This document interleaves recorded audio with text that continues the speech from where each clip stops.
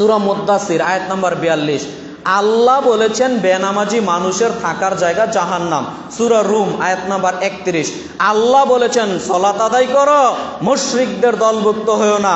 এবার বলি, আল্লাহর নবী মুহাম্মদ সাল্লাল্লাহু আলাইহি সাল্লাম বলেছেন বান্দা ও কাফেরের মধ্যে পার্থক্যকারী জিনিসটা হলো সালাত। যারা সালাত আদায় করে তারা আল্লাহর বান্দা, যারা সালাত আদায় করে না তারা হচ্ছে কাফের।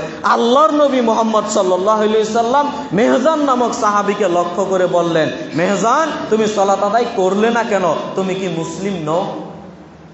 এরপরেও আপনি বলছেন হুজুর আমি সালাত আদায় করি না, আমার ঈমান ঠিক আছে।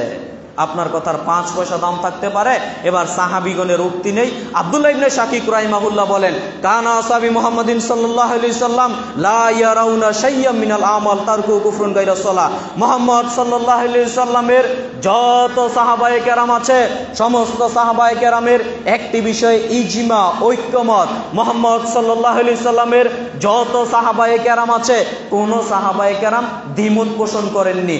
যত সাহাবায়ে কেরাম আছে সমস্ত সাহাবায়ে কেরাম ঐক্যমত পোষণ করেছেন, একমত পোষণ করেছেন। সেটা হচ্ছে যে ব্যক্তি সালাত ছেড়ে দিয়ে, সালাত ব্যতীত অন্য কোনো কর্ম ছেড়ে দিয়েছে তাকে কাফের মনে করতেন না। কিন্তু যদি সালাত ছেড়ে দিয়েছে, সালাত তরক করেছে, তাহলে সাহাবায়ে কেরামরা তাকে কাফের মনে করতেন। আল্লাহ বললেন বেনামাজি জাহান্নামে যাবে। আল্লাহ বললেন বেনামাজি মুশরিকদের দলভুক্ত। আল্লাহর নবী মুহাম্মদ সাল্লাল্লাহু আলাইহি সাল্লাম বলছেন বান্দা ও কাফেরের মধ্যে পার্থক্যকারী জিনিস হলো সালাত। যারা সালাত আদায় করে তারা আল্লাহর বান্দা, সালাত আদায় না করলে কাফের।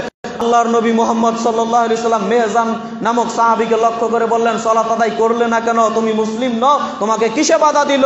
এবার সাহাবীগণের উক্তিও আপনাকে বললাম যে সমস্ত সাহাবায়ে কেরামের ঐক্যমত, ইজমা, বেনামাজিকে তারা কাফের মনে করতেন। আর আপনি বলছেন যে বেনামাজি পাক্কা ঈমানদার। আপনি বলছেন আমি পাক্কা ঈমানদার। আপনার কথা তো ভাই কোনো ভ্যালু নেই। আপনি যতই বলেন আমি পাক্কা ঈমানদার, আপনার কথার কোনো ভ্যালু নেই। ইমামগণের ফতুয়া নিবেন আপনি?